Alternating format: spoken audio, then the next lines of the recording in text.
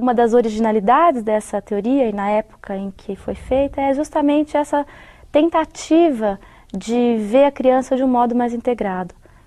E de fato, me parece que hoje em dia, né, a complexidade dos processos educativos e tal, e mesmo os vários estudos da criança, muitos apontam para a necessidade de não dissociar campos que são indissociáveis, né? Por exemplo, como afetividade e inteligência.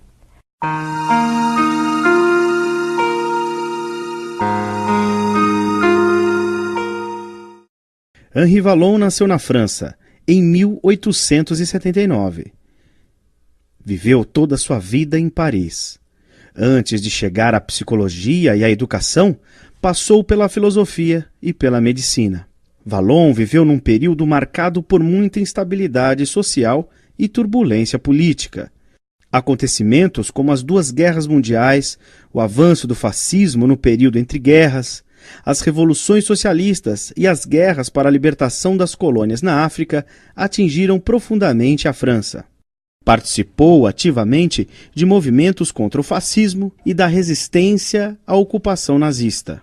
Atuou como médico em instituições psiquiátricas até 1931, atendendo crianças com deficiências neurológicas e distúrbios de comportamento.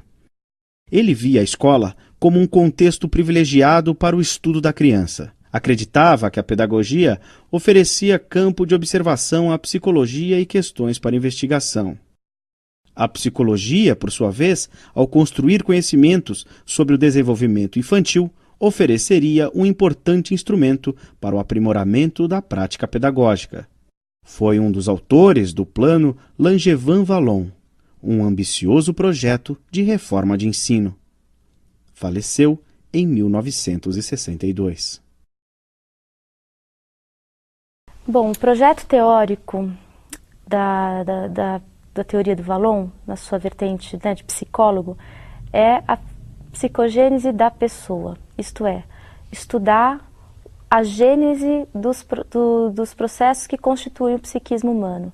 Por meio do estudo da criança, e ele concentrou os seus estudos nas fases iniciais da infância, a intenção é compreender como que vai se imbricando, articulando a complexidade de campos e de fatores que constituem o psiquismo humano, tendo ressalvado que ele tem um limite, que é estudar o campo da consciência. Nessa tentativa de olhar a criança de um modo integrado, ele vai delinear 4 campos, que são chamados campos funcionais, sobre os quais a teoria vai fornecer mais elementos.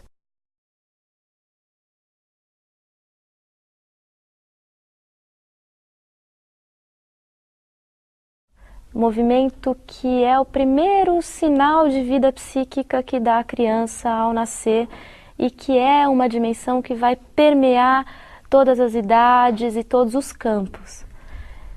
E é interessante destacar que no estudo do movimento, o Vallon discrimina 2 dimensões do movimento. Uma é a dimensão mais expressiva, isto é, que é um movimento que não significa deslocamento necessariamente, mas que é a expressão que está na base das emoções. E a outra dimensão do movimento que ele vai estudar é sim a dimensão instrumental, isto é um movimento mais comumente estudado, né, que é de ação direta sobre o meio físico, o meio concreto.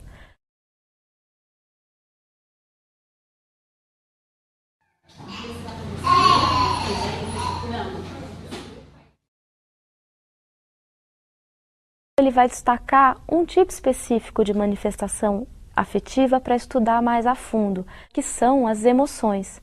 E por que ele vai estudar as emoções? Justamente por serem as emoções as primeiras manifestações afetivas que compõem, que estão presentes e que se constituem na criança, né?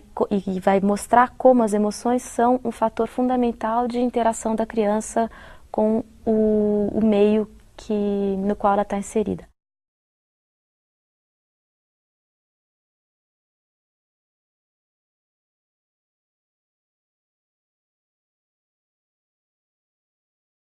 Então a teoria do Vallon vai nos fornecer elementos interessantes também para compreender o desenvolvimento da inteligência, e da inteligência, que também é um campo abrangente, ele vai destacar aquilo que ele chama inteligência discursiva, isto é, a inteligência que se expressa e que se constitui por meio da linguagem, por meio da fala, inclusive.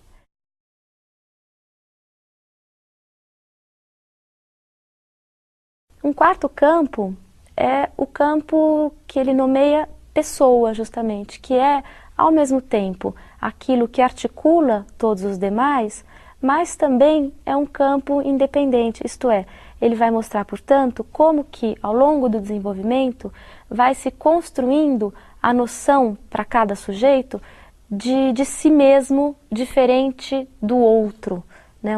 A noção de eu, ou consciência de si, tal como ele fala. A relação entre esses 4 campos funcionais, portanto, movimento, emoção, inteligência e pessoa, nem sempre são de harmonia. Isto é uma relação também que está muito marcada pelo conflito, pelos antagonismos, embora cada um desses campos sejam inseparáveis uns dos outros. Além de tentar ver a criança de forma integrada, esse olhar teórico vai buscar enfocá-la de modo contextualizado, isto é, a pessoa inserida nos seus meios, nos seus contextos de atuação. Portanto, a atitude teórica de Vallon vai ser sempre procurar compreender o sentido de uma conduta em função dos contextos nos quais essa conduta está inserida.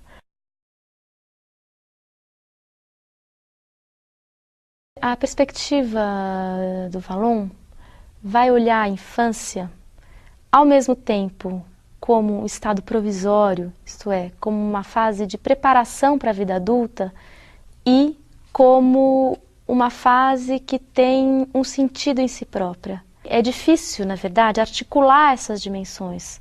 O mais comum é ou a gente olhar a criança somente como um vir a ser, portanto, a infância só como uma fase de preparação que não tem um valor em si. Quando olha assim a infância, tem muita dificuldade de compreender as capacidades da criança, etc., porque a gente vai ver a criança sempre como um ser inacabado.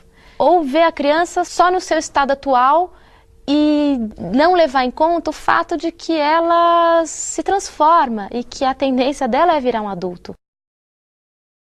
A gente vai perceber que só justificar as práticas e conteúdos, etc., pelo futuro, não se sustenta, porque a gente tem que olhar a criança também no que ela é hoje, nas suas demandas atuais, e articular, em termos das oportunidades, etc., essa dupla dimensão.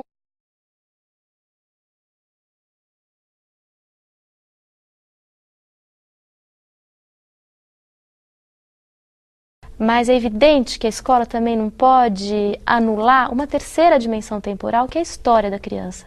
Isto é, como trabalhar a criança como o que ela é hoje, com perspectivas de devir, mas ao mesmo tempo sabendo que cada criança tem uma história peculiar e única. Isto é, nenhuma criança chega na escola como uma tábula rasa.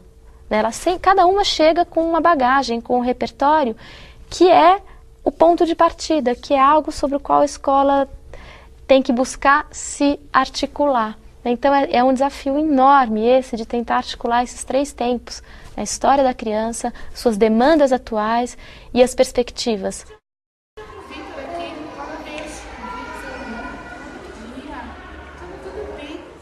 Quando ele fala e estuda as emoções, está se referindo a um tipo específico de manifestação afetiva. Portanto, as emoções se inserem no campo maior que é a afetividade. São várias as peculiaridades das emoções, dentre elas serem manifestações afetivas que se expressam, isto é, que são visíveis para o outro e que são mais claramente identificáveis pelo próprio sujeito e que têm uma variabilidade intensa e que com frequência vêm acompanhadas de modificações no próprio funcionamento orgânico do corpo. Para compreender o sentido das emoções no desenvolvimento humano, é necessário olhar os primórdios da vida humana, portanto, as primeiras situações, reações do recém-nascido. Ele é desprovido de capacidades que lhe possibilitem agir diretamente sobre o meio físico. Ele está num estado de imperícia, porque ele não consegue pegar a mamadeira sozinho, etc. Ao mesmo tempo que ele tem essa imperícia do ponto de vista das condutas que possibilitariam a ele agir diretamente sobre o meio físico, ele é dotado de uma enorme expressividade, isto é, toda uma gestualidade que no começo é disparatada, desintegrada, desarticulada, que parece sem sentido, o próprio choro como uma manifestação emocional de uma força intensa, tem uma expressividade muito grande. Nesse sentido, a gente vê como que o bebê pequeno é eficaz, porque ele é capaz de mobilizar toda uma família, né, com seu choro, por exemplo. E essa mobilização dos outros que decorre disso se explica, segundo Vallon, pela natureza contagiosa, né, com a possibilidade de contágio inerente às manifestações emocionais.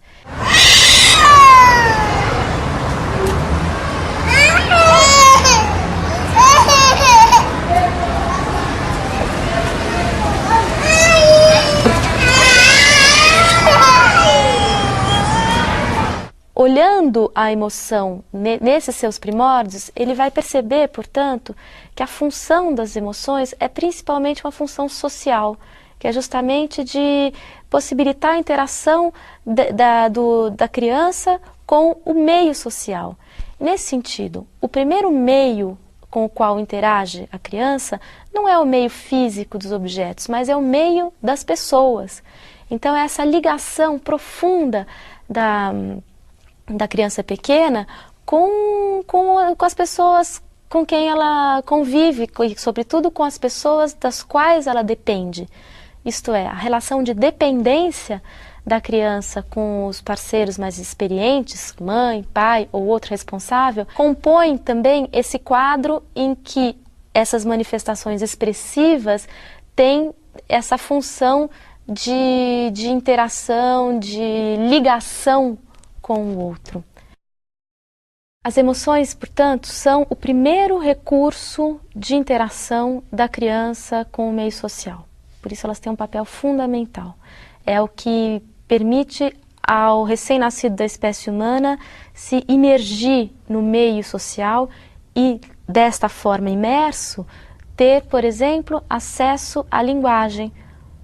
E é a linguagem que é o recurso fundamental de estruturação do pensamento, de construção de si. Porque daí quando ele chegasse em casa, ele ia fazer o peixinho para ele, ó, comer, porque...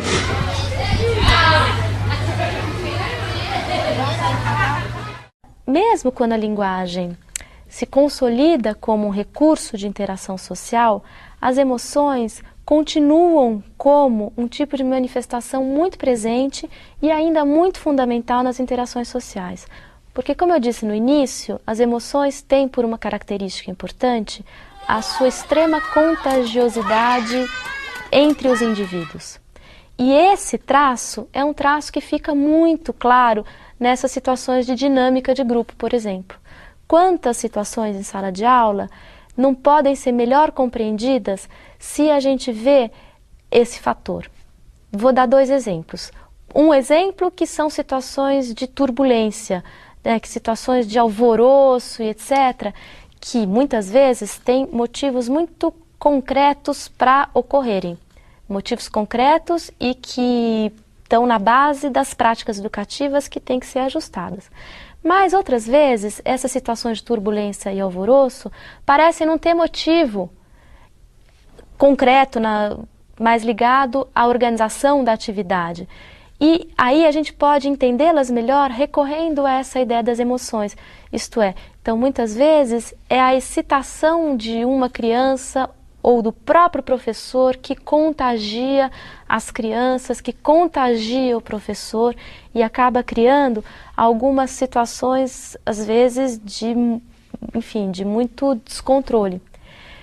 Mas essa mesma contagiosidade das emoções, ela também está presente nas dinâmicas de grupo de um modo muito positivo, que é, por exemplo, aquilo que permite que um professor, quando está entusiasmado com a sua atividade, entusiasmado com aquele conhecimento que ele quer partilhar com as crianças, consiga, por meio do seu entusiasmo, que vai se refletir no tom da voz, na expressão dos olhos, na postura do corpo dele, consiga contagiar positivamente as crianças que tenderão a ficar igualmente entusiasmadas por esse conhecimento.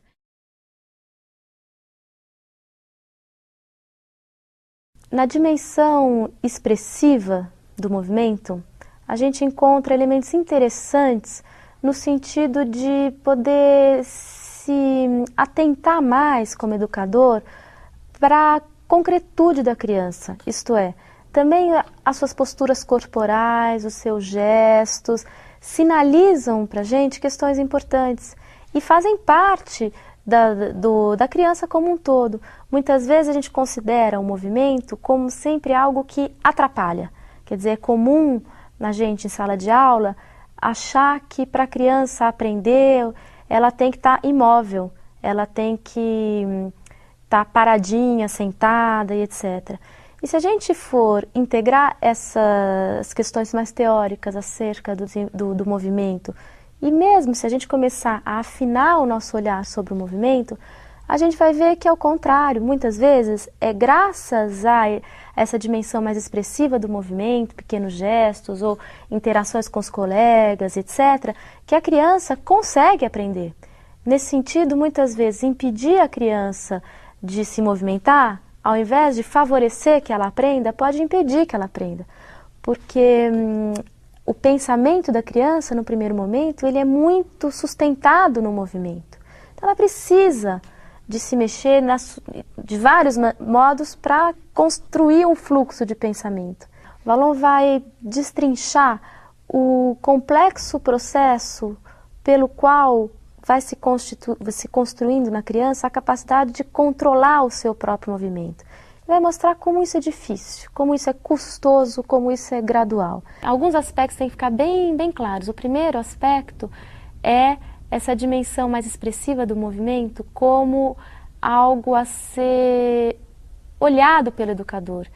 O educador não compreende a criança só por meio da sua produção escrita, compreende a criança também por meio da sua mobilidade, da sua postura corporal, dos seus gestos, da sua instabilidade ou da sua apatia e etc.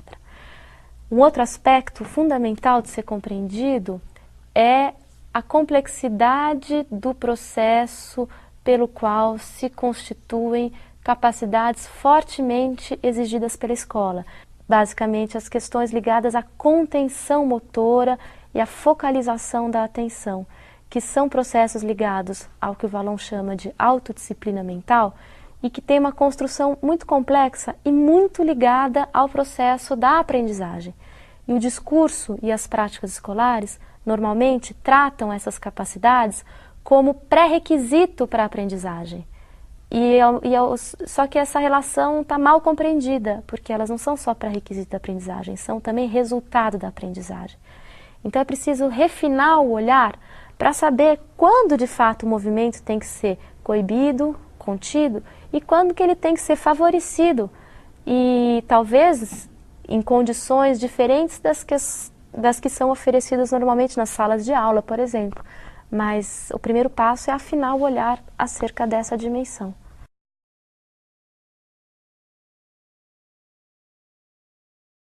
O estudo da inteligência, na perspectiva do Vallon, tem também vários aspectos interessantes. Um deles é a ideia de que a inteligência nasce das emoções, isto é, a inteligência se constitui, se constrói em cada indivíduo graças a esse primeiro momento de fusão emocional que há no início da vida humana, e por meio desse momento de fusão emocional é que a criança pequena tem acesso à linguagem própria do seu meio. E é esse acesso à linguagem, num primeiro momento, um acesso basicamente emocional, porque o que está em jogo é muito mais a tonalidade afetiva da linguagem do que o seu conteúdo semântico, do que o seu significado, é por meio desse acesso afetivo com a linguagem que a criança vai se apropriando da linguagem, e é por meio dessa apropriação da linguagem que vai se construindo a inteligência baseada na linguagem, quer dizer, a inteligência que o Vallon vai destacar como a inteligência discursiva, que organiza a ação de um outro modo, que está baseada na ideia de representação, isto é, da criança poder representar a realidade independente de estar em contato direto com aquela realidade. Logo, essa ideia de que a inteligência nasce da emoção mostra para a gente o quanto a afetividade e a inteligência estão intimamente ligados. Uma vez que a inteligência vai se constituindo como um campo importante do funcionamento psíquico, a tendência é que vá se instalar também uma relação de antagonismo entre a inteligência e a emoção.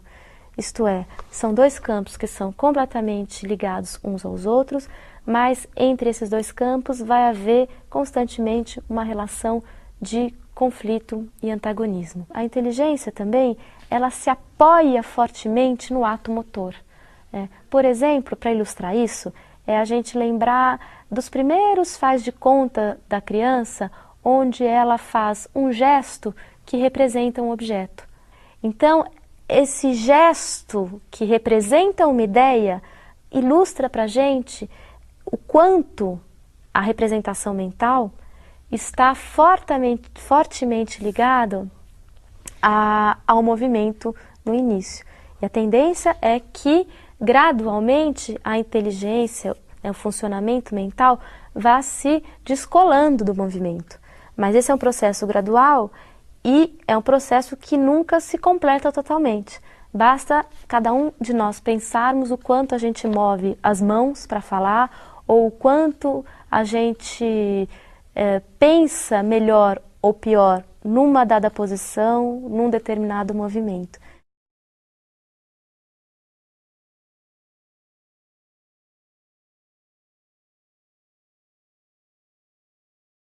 Nós vamos ter um primeiro momento da inteligência infantil que é caracterizado pelo sincretismo. Isto é, a inteligência ela tem uma característica que o Vallon vai definir como central, como principal, que é esta de misturar muitas coisas. Sincretismo evoca isso, quer dizer, mistura, globalidade, confusão. O pensamento sincrético é um pensamento, por exemplo, em que a criança não separa a qualidade da coisa. Por exemplo, é uma situação em que a criança pequena tem dificuldade de aceitar que, sei lá, uma criança de 2 anos, ou de 2 anos, 3 anos, que briga com uma outra criança que ela descobre que a mãe tem o mesmo nome. Então, nessa situação em que o menino briga com o outro que diz, minha mãe chama Eliana, e o primeiro menino diz, minha mãe também chama, é a minha mãe que chama Eliana, e não admite que a mãe do segundo possa ter o mesmo nome que a dele, a gente vê um exemplo de sincretismo. Por quê? É como se o nome Eliana fosse colado à figura da mãe dele. Logo, impossível de haver outra mãe com o mesmo nome. São várias as misturas que o pensamento sincrético faz. E que está muito relacionado ao próprio estado de fusão e de sincretismo em que encontra-se a criança, a pessoa da criança, na fase inicial do desenvolvimento.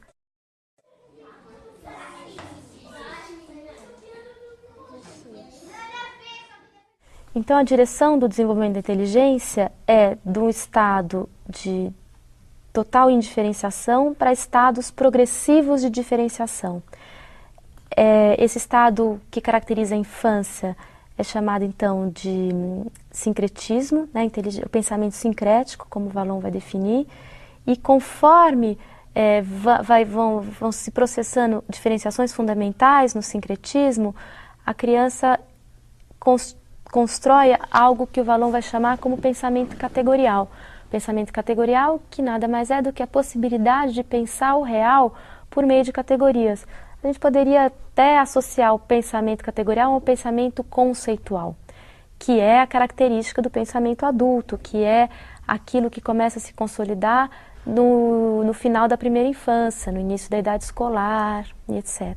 E para esse desenvolvimento, é fundamental a interação da criança com a cultura, porque a cultura, no sentido dos conceitos, dos valores, dos conhecimentos construídos pelas gerações anteriores, num dado contexto histórico-social, a cultura ela já operou muitas diferenciações.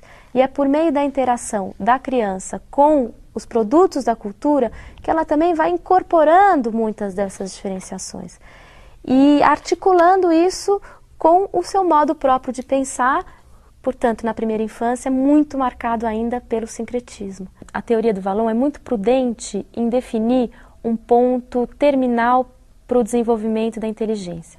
É uma teoria muito prudente em definir um estágio final para o desenvolvimento da inteligência. Na verdade, ele não vai definir estágio final. Ele vai dizer que as diferenciações vão ser tão mais finas conforme as possibilidades oferecidas pela cultura.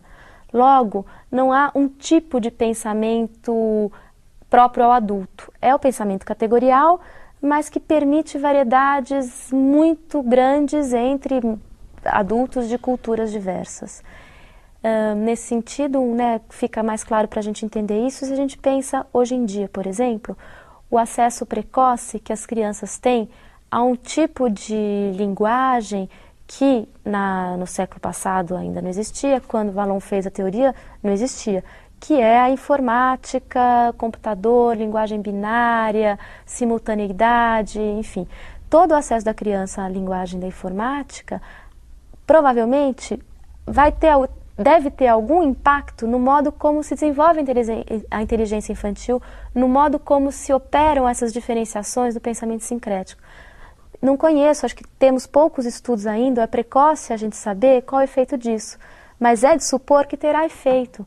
E assim como a nossa época tem este elemento, outras épocas terão outras linguagens que poderão ter um impacto. Então, nesse sentido, é uma teoria prudente em estar aberta às transformações da própria cultura.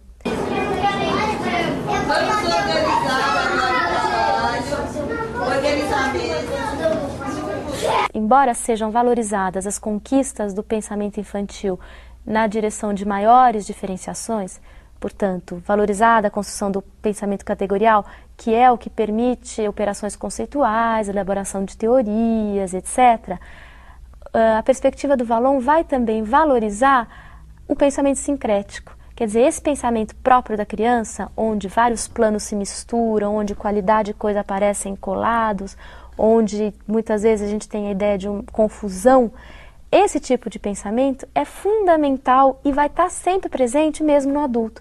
É fundamental, por exemplo, para as novas invenções. Quer dizer, muitas vezes as invenções, as criações novas, dependem de um momento provisório de sincretismo, de confusão, a partir do qual emergem novas categorias de pensamento. E então o sincretismo é algo a não ser eliminado totalmente, é algo que pode ser cultivado e que pode ser compreendido nesse contexto como algo importante para as criações e também algo importante para a atividade em campos onde a conceitualização é menos importante. Se a gente pensar no campo da arte, por exemplo, o sincretismo é algo que possibilita criações muito fundamentais. Então, desse ponto de vista, se a gente pensar o currículo escolar, à luz da teoria do Vallon no que diz respeito à inteligência, dá para a gente dizer que o currículo escolar ele deve valorizar a ciência, mas deve valorizar igualmente a arte.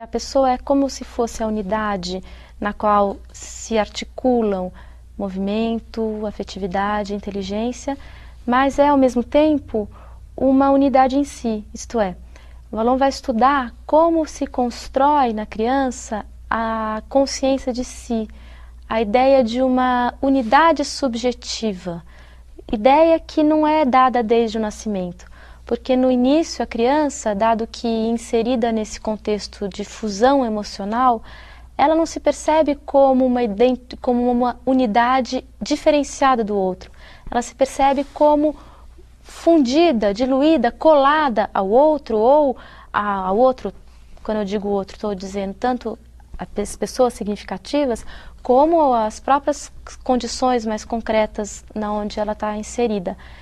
E essa consciência de si vai se construir gradualmente por meio de processos interessantes. Então a perspectiva do Vallon não vai dizer que a criança se socializa conforme se desenvolve. Vai dizer, ao contrário, que no início da vida o estado de socialização é máximo. É tão grande que a criança é justamente confundida no outro. Portanto, o percurso do desenvolvimento é um percurso de progressiva individuação. É um percurso no qual a criança vai tendo que se diferenciar do outro para poder construir-se como uma unidade, como uma identidade diferenciada e com uma certa estabilidade.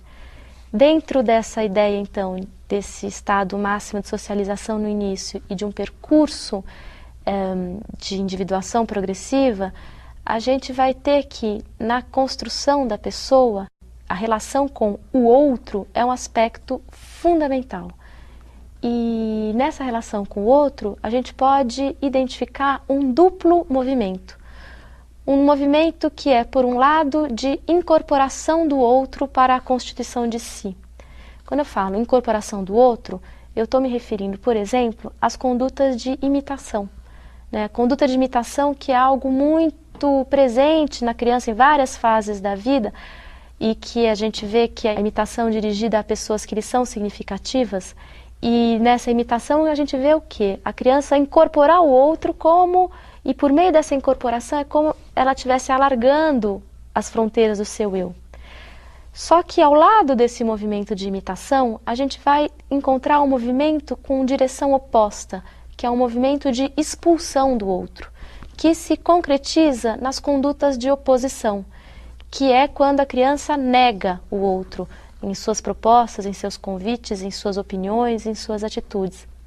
E a oposição ao outro, uma conduta sempre recorrente no sentido de favorecer a diferenciação, mas uma conduta que vai aparecer em algumas fases do desenvolvimento psicossocial de modo concentrado.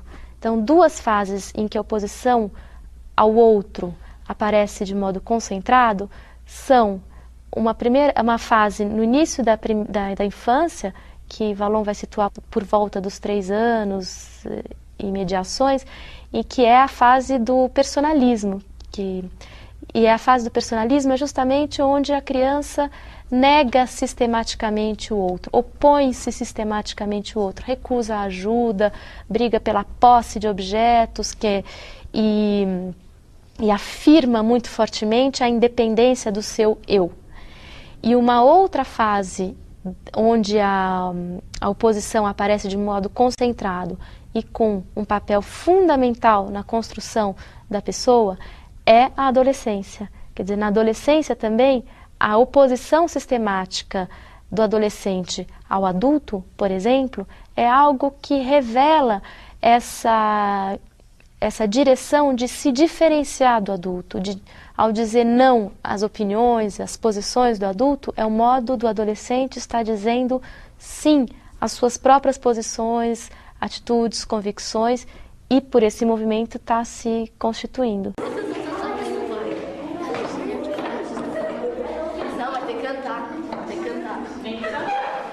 Tal como ocorre no desenvolvimento da inteligência, a gente pode identificar no desenvolvimento da pessoa a direção de uma progressiva diferenciação. Essa diferenciação também nunca é total. Isto é, o outro nunca é uma dimensão sempre presente para o eu, de modos diferentes, evidentemente, conforme a pessoa e conforme a situação. Quer dizer, isso vai ser interessante, o Vallon mostrar que mesmo no adulto, há situações em que o próprio adulto mistura-se mais ao outro, perdendo a nitidez dos contornos do seu próprio eu. Por exemplo, em situações de cansaço ou em situações de enamoramento.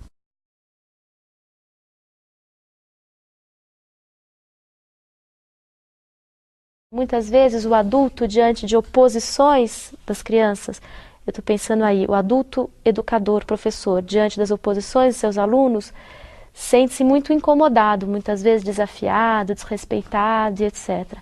É claro que por trás das oposições das crianças, múltiplos são os significados possíveis e a gente tem que olhar caso por caso. Mas, como mais um recurso para compreender essas oposições, é interessante resgatar essa ideia da oposição ao outro como um elemento fundamental para a constituição de si mesmo.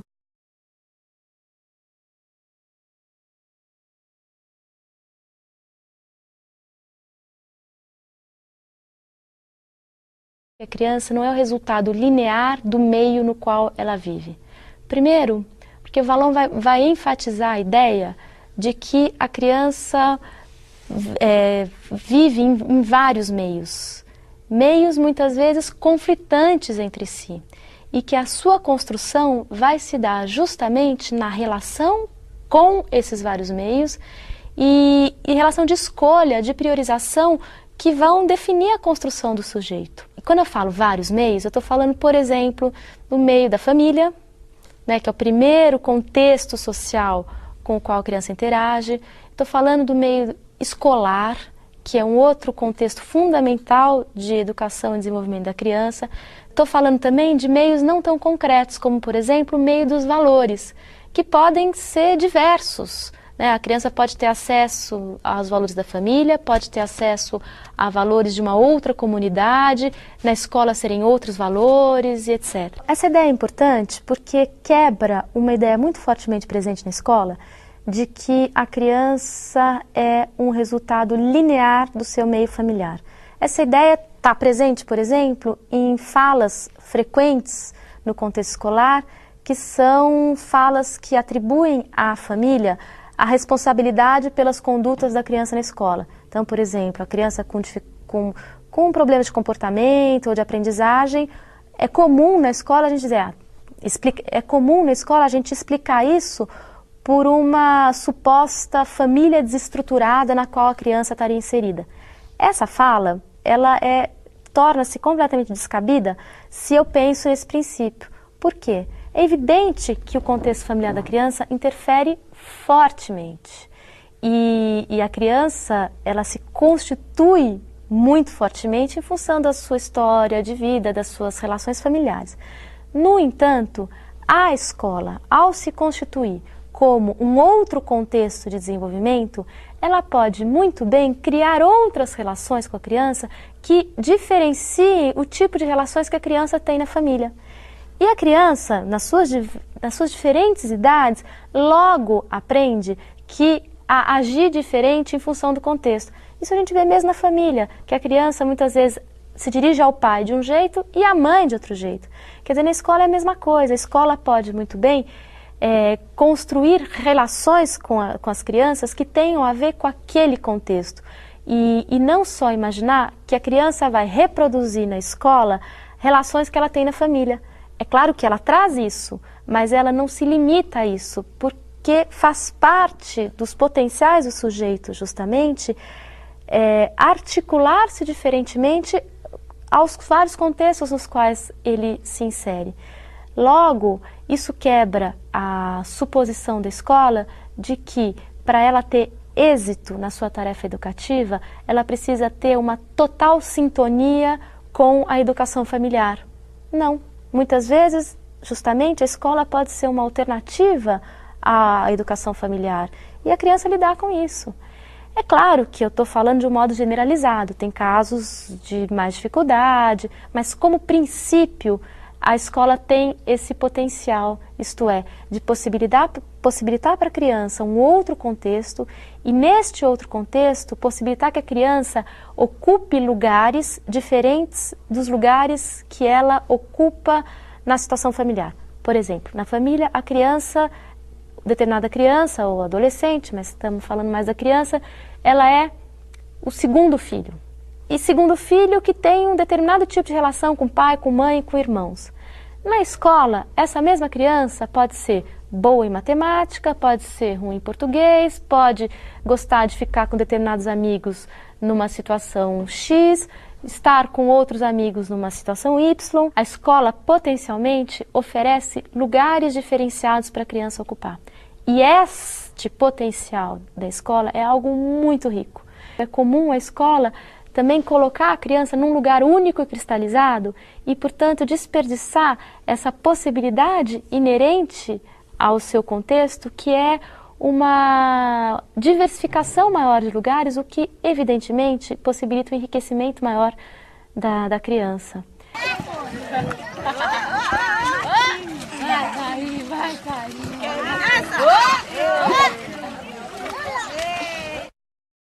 Diante de uma teoria tão complexa, né, o que a gente fez foi pincelar alguns aspectos que apontam para o interesse e a atualidade dessa perspectiva teórica, e é evidente que longe de esgotá-los, né? A ideia é que cada um possa ir por sua conta, aprofundando os aspectos que interessar mais e tal.